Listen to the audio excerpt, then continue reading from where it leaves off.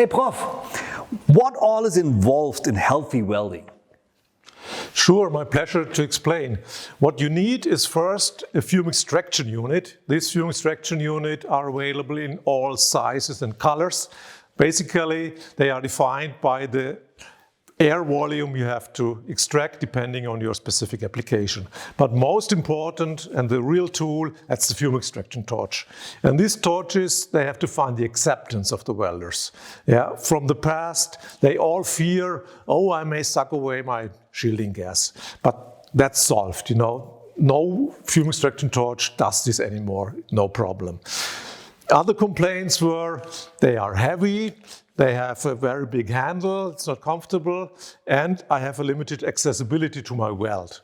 But if you look at a modern, up-to-date fume extraction torch, you see the weight was reduced. It's not much more than a standard torch. The handle diameter was reduced, also now standard, and the front end was optimized. So in all positions, you can really access the weld and see what you're doing.